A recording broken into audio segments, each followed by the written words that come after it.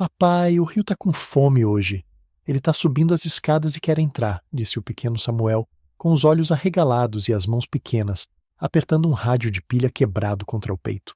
Naquela tarde abafada, o céu sobre o rio Paranaíba não era azul, era de um cinza metálico, carregado de uma promessa de destruição que faria até os homens mais valentes tremerem. Mas Elias não tinha o luxo de tremer. Ele olhou para o filho, depois para a água barrenta que já lambia o primeiro degrau de sua casa de palafita, e sentiu um soco no estômago. Ele sabia que o que estava por vir não era apenas uma tempestade, era o fim de tudo o que ele conhecia. O que Samuel não sabia, e o que Elias ainda não conseguia processar, é que aquela enchente traria à tona um segredo enterrado há décadas, algo que o homem mais poderoso da região faria qualquer coisa para manter escondido sob a lama. O que você vai ouvir agora é uma história sobre coragem, sobre a força de um pai solo e sobre como a justiça, às vezes, vem montada na crista de uma onda furiosa. Assista até o final, porque a reviravolta que acontece no meio dessa tempestade é algo que você nunca vai esquecer. Depois me conta nos comentários, dando uma nota de 0 a 10 para essa história. E se o que eu vou te contar tocar o seu coração, se inscreve no canal para apoiar meu trabalho. Eu conto com você. Elias era um homem de 40 anos que parecia ter 80 em seus ombros. Suas mãos eram um mapa vivo de cicatrizes e calos, marcas de uma vida inteira de trabalho braçal sob o sol escaldante de Goiás. Ele era o tipo de homem que a cidade de Rio Verde fingia não ver. Para os fazendeiros da região, Elias era apenas o sujeito da canoa, o homem que limpava cercas, carregava sacos de soja e fazia o serviço que ninguém mais queria. Ele vivia em uma casa de madeira equilibrada sobre estacas, na beira do rio, um lugar que o progresso esqueceu, mas que a natureza nunca deixava de visitar. Desde que sua esposa, Maria, partira há 5 anos, levada por uma febre que o hospital da cidade não soube explicar, Elias vivia em um estado de luto silencioso. O vazio dentro dele era maior que o próprio rio em época de cheia. Ele carregava a culpa de não ter dado uma vida melhor para ela, de não ter tido dinheiro para um médico particular, de ter deixado Maria morrer em uma cama de hospital público enquanto ele trabalhava na terra dos outros. Essa dor era o motor que o fazia acordar às 4 da manhã todos os dias, para garantir que Samuel, seu único tesouro, tivesse pelo menos um prato de comida e um teto sobre uma cabeça. Samuel era uma criança especial. Aos 7 anos ele não pedia brinquedos caros. Ele passava as tardes observando o movimento das águas e tentando consertar um velho rádio de pilha que pertencera à mãe. O rádio estava mudo, com o visor quebrado e a antena torta, mas o menino jurava que, se ele apertasse o botão certo no momento certo, conseguiria sintonizar a voz dos anjos, a voz de Maria. Elias olhava aquilo e sentia o coração apertar. Como dizer ao filho que o rádio era apenas sucata? Como explicar que o silêncio era a única resposta que o mundo tinha para dar? Mas havia algo mais que atormentava as noites de Elias. Do outro lado da estrada, no alto de uma colina que dominava toda a paisagem, erguia-se a Fazenda Santa Fé. Era uma construção suntuosa, com paredes brancas que brilhavam sob o sol e janelas de vidro temperado que refletiam a miséria de quem vivia lá embaixo. O dono daquela fortaleza era o Coronel Altino, um homem cujo sobrenome pesava mais que o ouro nas balanças da região. Altino não via a terra como o sustento da vida. Ele a via como um tabuleiro de xadrez onde as pessoas eram peças descartáveis. Recentemente, o coronel havia decidido que precisava de um porto privado para escoar sua produção de soja. E, para que esse porto existisse, as 7 famílias ribeirinhas que moravam na margem do Paranaíba precisavam desaparecer. Altino moveu um processo de reintegração de posse, alegando que aquelas terras pertenciam à sua fazenda por conta de um contrato de gaveta assinado há mais de 50 anos. Para a justiça, influenciada pelo poder do dinheiro, a palavra de um coronel valia mais que o suor de gerações de pescadores. Elias recebeu a notificação de despejo em uma manhã de segunda-feira. O papel, frio e impessoal, dizia que ele tinha 15 dias para sair dali com seu filho e suas parcas posses. Para onde eles iriam? Elias não tinha para onde fugir. A casa de palafita era o único lugar onde ele ainda sentia o cheiro de Maria. Mas havia algo naquela situação que ele não conseguia entender. Por que agora? Por que tanta pressa em expulsar quem nunca incomodou ninguém? O que o coronel Altino não imaginava era que o pequeno Samuel, em suas andanças pela beira do rio, havia encontrado algo que nem todos os advogados do mundo poderiam apagar. Meses atrás, enquanto procurava peças para seu rádio na lama seca da vazante, o menino tropeçou em um marco de pedra antigo, cravado profundamente no solo vermelho. A pedra tinha inscrições gastas pelo tempo, mas ainda visíveis para quem soubesse olhar. Samuel, com sua curiosidade infantil, limpou a pedra e a guardou como um tesouro secreto, escondida debaixo de sua cama. Ele achava que era um presente do rio. Ele não sabia que aquele pedaço de rocha provava que as terras de Altino terminavam quilômetros antes da margem do rio. A tensão na região estava no limite. Os vizinhos de Elias, homens e mulheres calejados pela vida, falavam em resistência, em enfrentar os tratores de Altino com o próprio corpo. Mas Elias sabia que a luta era desigual. Ele olhava para sua canoa velha, a esperança, herdada de seu pai, e sentia uma tristeza profunda. A canoa estava com a pintura descascada, o casco remendado com piche e o motor de popa, um velho Yamaha de 2 tempos, estava estragado há anos.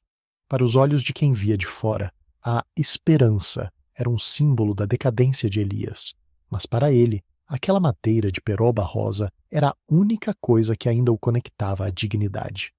Naquela tarde de céu cinzento, enquanto Samuel falava sobre a fome do rio, o calor se tornou insuportável. Era aquele mormaço que precede as grandes catástrofes no interior do Brasil. Os pássaros haviam parado de cantar. Até os jacarés haviam sumido das margens. Elias sentiu um arrepio na espinha. Ele conhecia o Paranaíba como a palma de sua mão. Sabia que, quando o silêncio era assim tão pesado, o rio estava guardando um segredo terrível. Lá no alto da colina, na mansão Santa Fé, o coronel Altino não se preocupava com o clima. Ele estava ocupado demais conferindo documentos em seu escritório refrigerado. Ele olhava para as plantas do porto privado com um sorriso de satisfação. Para ele, Elias e os outros eram apenas estorvos que seriam removidos pela força da lei. Ele tinha o poder, ele tinha o dinheiro e ele tinha a arrogância de quem se acha dono da própria natureza.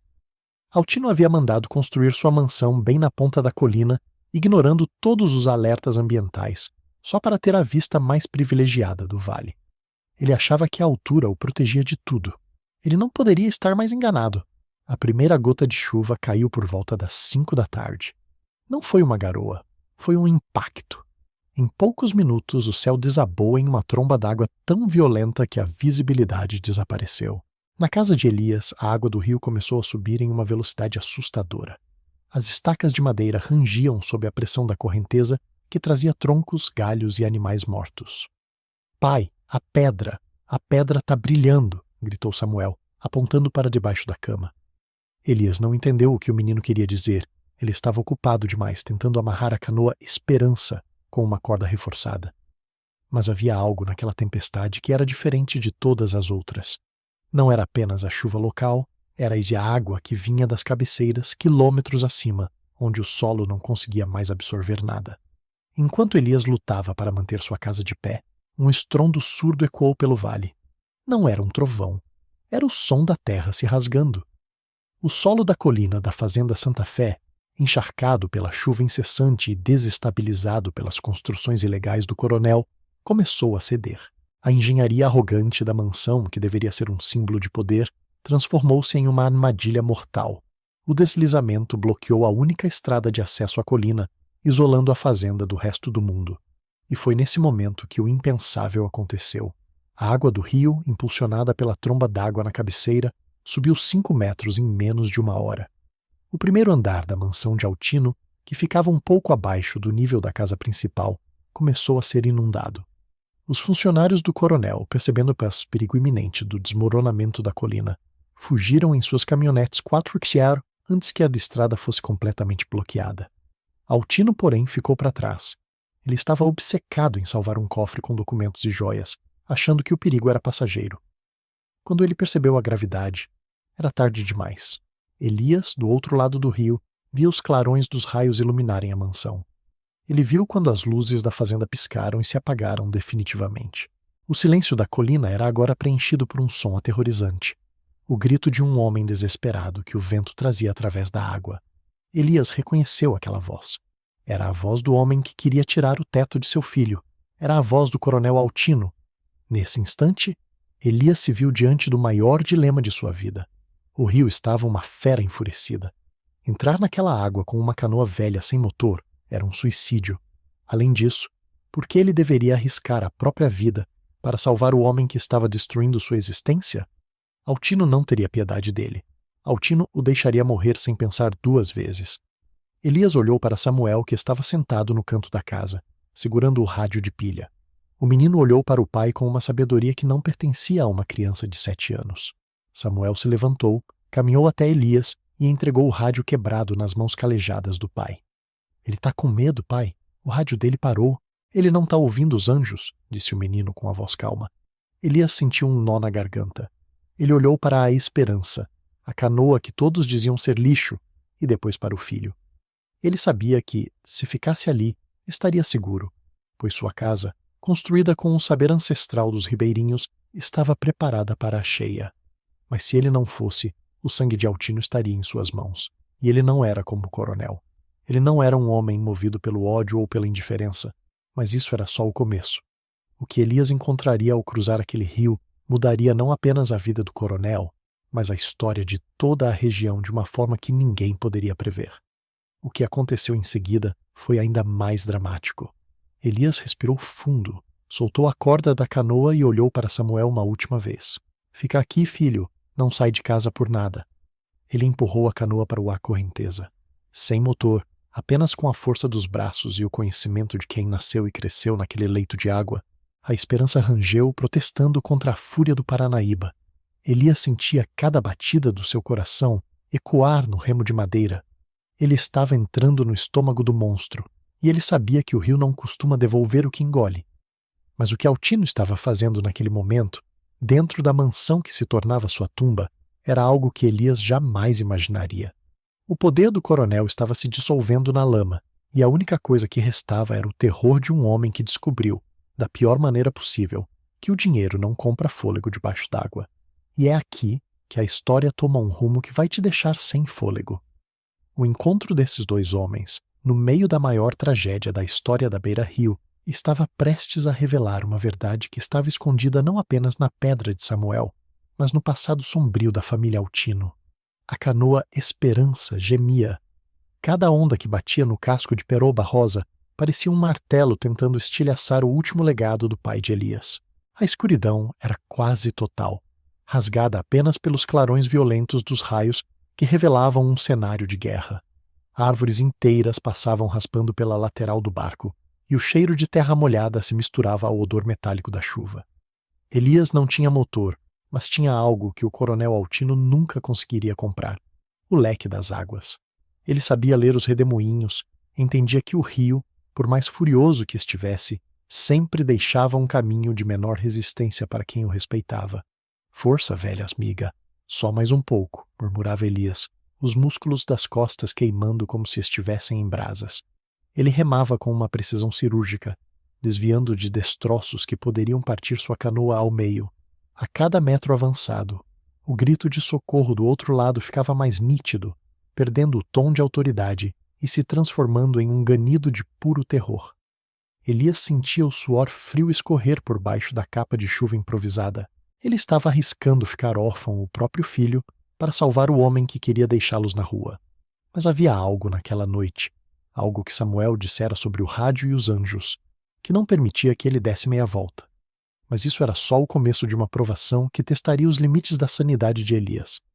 Quando ele finalmente se aproximou da colina onde a mansão Santa Fé se inclinava perigosamente, a cena era de filme de terror. A água já tinha estourado os vidros temperados do primeiro andar. Móveis caríssimos, sofás de couro e quadros assinados boiavam como lixo comum na lama marrom. A energia elétrica tinha sido cortada, mas um gerador de emergência soltava faíscas azuis em um canto, criando um espetáculo macabro de luz e sombras. Elias manobrou a canoa com uma maestria que só décadas de rio poderiam dar, encostando a esperança na moldura de uma das janelas da sala de jantar. Lá dentro, em cima de uma mesa de carvalho maciço que custava mais do que a casa de Elias inteira, estava o coronel Altino. Ele estava encolhido, abraçado a uma maleta de couro, com a água já batendo em seu peito. O homem que antes ditava as leis da cidade agora tremia de hipotermia, com os lábios roxos e os olhos injetados de sangue. "Me tira daqui, eu te dou o que você quiser, dobro o seu salário, te dou uma casa nova, mas me tira daqui", gritou Altino, a voz falhando enquanto ele tentava se equilibrar na madeira escorregadia. Elias não disse uma palavra. Ele apenas manteve a canoa estável, segurando-se no batente da janela com uma mão, enquanto estendia a outra, a mão calejada e suja de piche, para o fazendeiro. O contraste era brutal. A mão que assinava ordens de despejo agora dependia desesperadamente da mão que ele sempre considerou invisível. Altino hesitou por um segundo, olhando para a canoa velha e depois para a água que subia implacável. Mas o estalo da estrutura da mansão, cedendo acima de suas cabeças, o fez pular. Ele caiu pesadamente no fundo da Esperança, quase virando o barco. A maleta de couro bateu no banco de madeira, e Elias notou que o coronel a segurava como se fosse sua própria vida. Mas o que havia dentro daquela maleta era algo que Elias descobriria mais tarde, e que mudaria completamente o peso daquela missão. Fica parado, ordenou Elias, a voz firme sobrepondo-se ao rugido da tempestade. Se você se mexer, a gente vira e o rio engole os dois. O coronel, humilhado e em choque, obedeceu. Ele se encolheu no fundo da canoa, cercado por restos de peixe e cheiro de rio. Ele, que sempre se perfumou com essências importadas. No caminho de volta, a correnteza estava ainda mais forte. Elias precisou usar cada grama de sua força para cruzar o leito principal do Paranaíba. Enquanto lutavam contra as ondas, um estrondo ensurdecedor fez a terra vibrar. Altino olhou para trás e soltou um grito abafado. Uma parte da mansão, a ala onde ficava seu escritório de luxo, desabou completamente, sendo engolida pelo deslizamento de terra e pela força da água. O poder dele, construído sobre a exploração alheia e o desrespeito às leis da natureza, estava sendo devorado pela lama em tempo real. Ele achou que estava tudo resolvido por estar na canoa. Não poderia estar mais enganado. O rio ainda tinha contas a cobrar. Quando finalmente alcançaram a margem onde ficava a casa de Elias, o silêncio era pesado. A casa de palafita, embora cercada pela água, permanecia firme. O saber ancestral de construir sobre estacas, respeitando o espaço das cheias, provou-se superior à arrogância do concreto. Elias ajudou o coronel a subir a escada de madeira. Samuel estava na porta com o rádio de pilha mudo nas mãos e um olhar fixo no visitante inesperado. O acolhimento foi austero, mas digno. Elias acendeu um fogão a lenha improvisado em uma lata de metal para aquecer o ambiente e entregou uma coberta velha de lã para o coronel. «Bebe isso», disse Elias, entregando uma caneca de café forte e quente. Altino, tremendo, aceitou o gesto.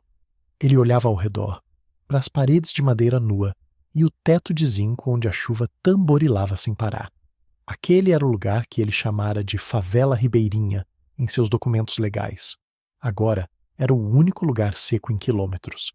Mas havia algo naquela casa que começou a incomodar o coronel. Samuel não tirava os olhos dele. O menino não parecia assustado, nem impressionado. Ele tinha uma maturidade estranha para a idade.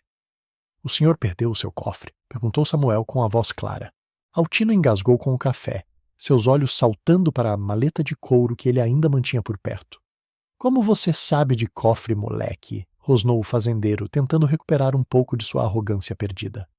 «O rio conta as coisas», respondeu Samuel, voltando a mexer no seu rádio quebrado. «Ele trouxe a pedra e trouxe o senhor. A pedra diz que a terra não é sua». Elias sentiu um soco no estômago.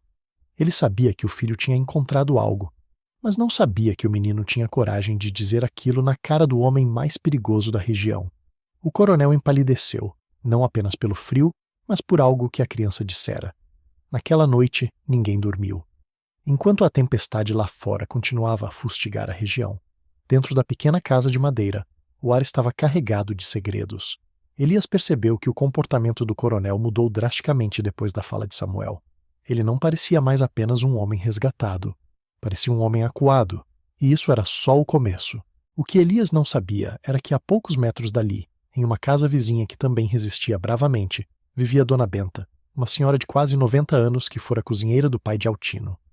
Dona Benta sabia de coisas que os registros oficiais do cartório nunca ousaram mencionar. Ela sabia por que o pai de Altino tinha tanta pressa em cercar o rio décadas atrás. Ela sabia o que aconteceu com o antigo agrimensor da cidade, um homem que desapareceu misteriosamente logo após desenhar os mapas originais da região. E é aqui que a ladeira se torna escorregadia. Ao amanhecer, com a água começando a baixar, mas o estrago ainda visível, Dona Benta apareceu na porta de Elias, trazendo um pouco de pão de queijo e um olhar de quem carregava o peso de uma vida inteira. Quando seus olhos encontraram os do coronel Altino, Sentado no chão da casa de Elias, o tempo pareceu parar. Então o rio finalmente te trouxe onde você deveria estar, Altino, disse a velha, com uma voz que soava como o ranger de uma árvore antiga. Você tem o rosto do seu pai, mas não tem a sombra dele para te esconder. O coronel tentou se levantar, mas suas pernas falharam. Ele apertou a maleta de couro contra o peito, e Elias notou, pela primeira vez, que a maleta tinha um selo antigo, o mesmo desenho que Samuel encontrara na pedra enterrada. O que ela disse em seguida deixou Elias em choque. Elias, meu filho, você salvou o homem que matou a história do seu avô. Você salvou o homem que roubou o nome desta terra? Mas o que isso significava? Que segredo era esse que ligava a família de Elias àquela fazenda luxuosa que agora jazia em ruínas? E por que Altino estava disposto a destruir famílias inteiras para que ninguém chegasse perto daquela margem específica do rio? A cada resposta que Dona Benta sugeria, uma pergunta maior se abria no horizonte. A investigação do passado estava apenas começando, e os documentos que o coronel tentava proteger com a própria vida seriam a chave para abrir um cofre muito mais perigoso do que Elias poderia imaginar. Elias sentiu uma mistura de raiva e confusão. Ele olhou para Samuel, depois para a pedra debaixo da cama que o menino agora trazia para o centro da sala. A pedra não era apenas um marco. Era uma peça de um quebra-cabeça que envolvia sangue, traição e uma fortuna construída sobre uma mentira monumental. O prazo para o despejo de Elias ainda estava correndo, mas agora as regras do jogo tinham mudado. Ele não era mais apenas um ribeirinho tentando sobreviver. Ele era o detentor de uma verdade que o sistema corrupto tentara afogar por 50 anos. Mas havia forças poderosas que não queriam que essa verdade viesse à tona. Mesmo com a mansão destruída, Altino ainda tinha contatos, tinha advogados e tinha capangas que fariam qualquer coisa para recuperar aquela maleta. Elias sabia que as próximas horas seriam decisivas. Ele precisava expor a verdade, mas o preço por isso poderia ser maior do que ele estava disposto a pagar. O que ele faria com o homem que acabara de salvar, agora que sabia que ele era o arquiteto de sua própria miséria? A decisão moral que Elias teria que tomar nas próximas horas mudaria o destino de todo o Vale do Paranaíba para sempre. Assista até o final, porque o que Elias descobre dentro daquela maleta vai fazer você questionar tudo o que sabe sobre justiça. E se essa história está mexendo com você, não esquece de se inscrever no canal. Eu prometo que o desfecho desse mistério vai ser algo que você vai querer compartilhar com todo mundo. Me conta nos comentários, você salvaria alguém que tentou destruir sua vida? Dá uma nota de 0 a 10 para o que aconteceu até aqui. Eu estou lendo tudo. A chuva deu uma trégua, mas o silêncio que ficou na pequena casa de palafita era mais barulhento que qualquer trovão. O rio Paranaíba, lá fora, ainda rugia como um bicho ferido, mas dentro daquelas 4 paredes de madeira, o tempo parecia ter congelado. Elias olhava para a maleta de couro que o coronel Altino abraçava e depois para a pedra de marco que Samuel mantinha sobre a mesa. A conexão entre aqueles 2 objetos era invisível, mas Elias sentia que eles eram os polos de um segredo que estava prestes a explodir. Dona Benta, o que a senhora quer dizer com roubar o nome desta terra? Perguntou Elias, a voz saindo rouca, carregada de uma fadiga que não era física. A velha cozinheira aproximou-se da mesa, suas mãos trêmulas, mas firmes o suficiente para tocar na pedra. Ela apontou para um entalhe quase apagado no canto do marco, uma marca que parecia um anzol cruzado com uma espiga de milho. Esse era o sinal do seu avô, Elias, Joaquim da Beira. Ele não era só um ribeirinho.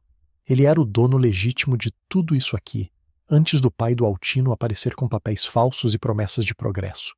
O coronel Altino soltou uma risada nervosa, que logo se transformou em um acesso de tosse. História de velha gaga! Meu pai comprou essas terras legalmente. Esse moleque achou um pedaço de entulho, e essa mulher está inventando contos de fada, gritou ele.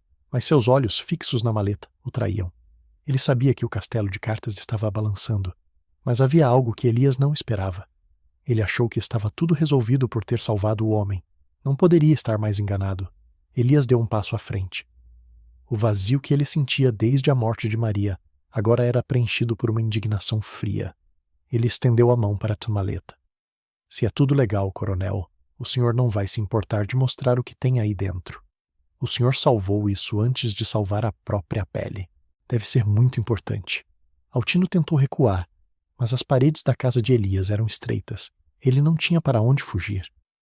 Você não tem o direito. Isso é propriedade privada, esbravejou o fazendeiro. Mas Elias, com a força de quem passou a vida remando contra a correnteza, arrancou a maleta das mãos do homem. O fecho estalou sob a pressão dos dedos calejados do ribeirinho. Quando a maleta se abriu, uma pilha de documentos amarelados, mapas desenhados à mão e fotos antigas se espalhou pela mesa. Samuel, curioso, pegou uma das fotos. Pai, olha, é a nossa canoa, mas ela tá novinha. Elias pegou a foto.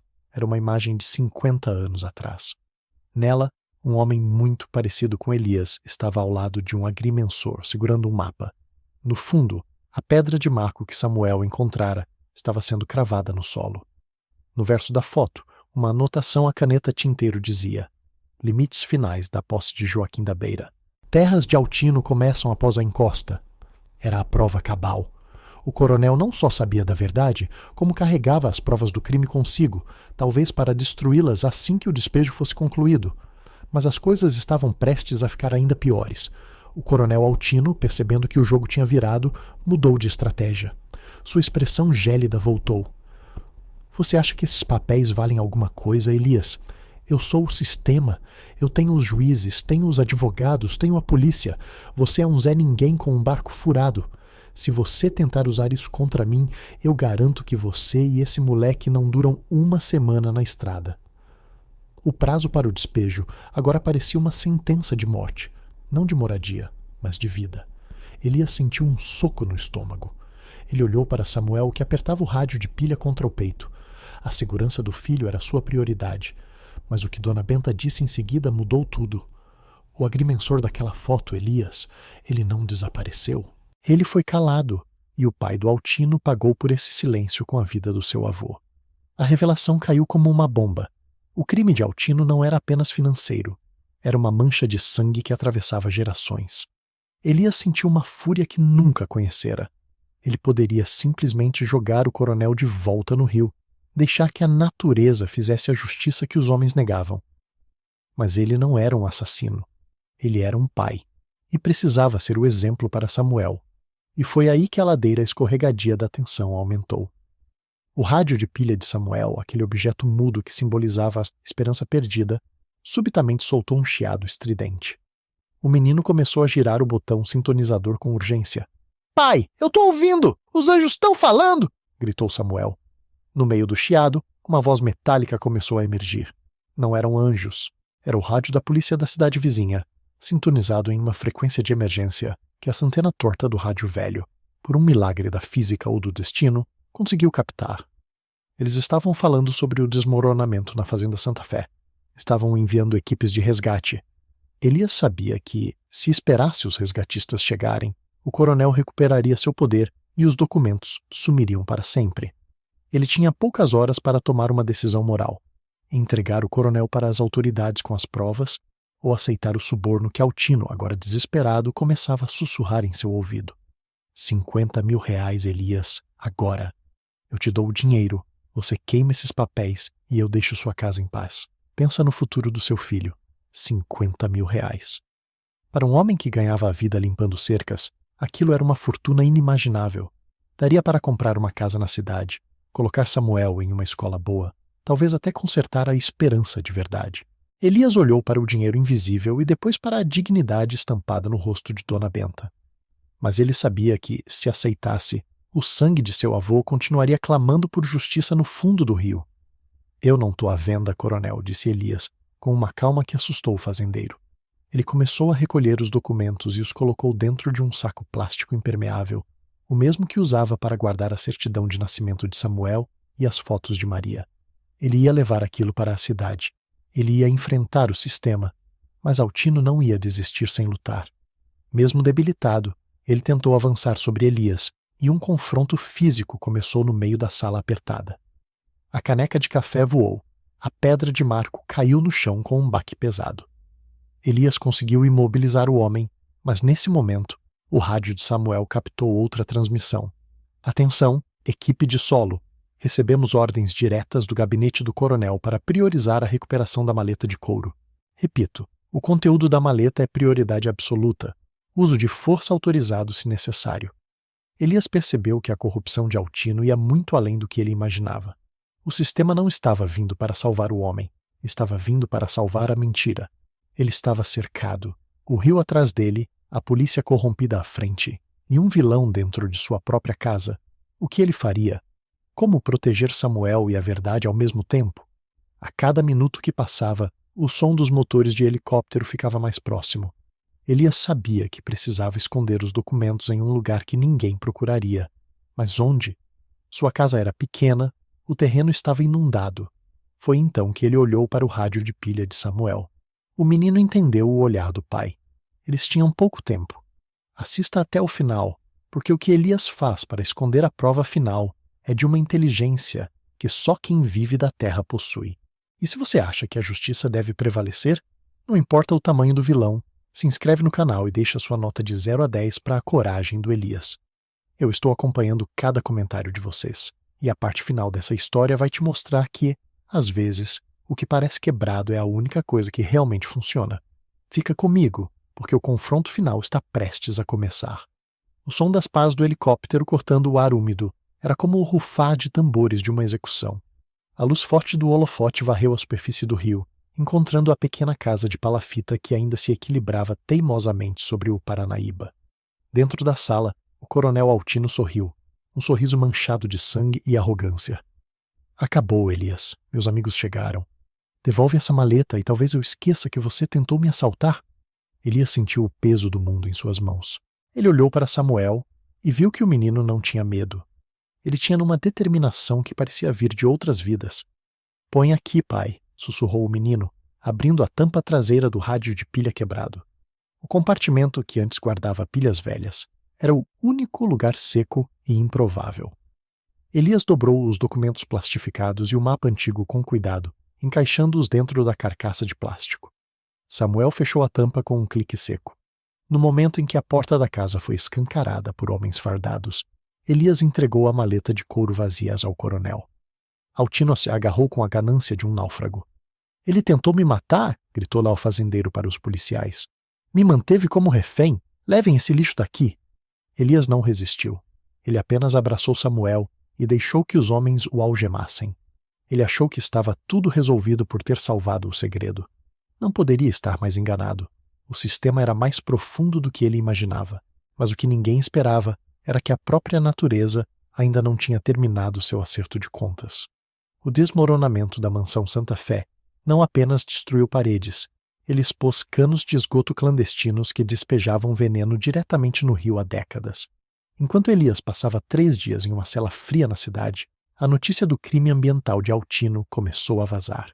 O cheiro da corrupção tornou-se mais forte que o cheiro da lama. A virada definitiva aconteceu na audiência de custódia.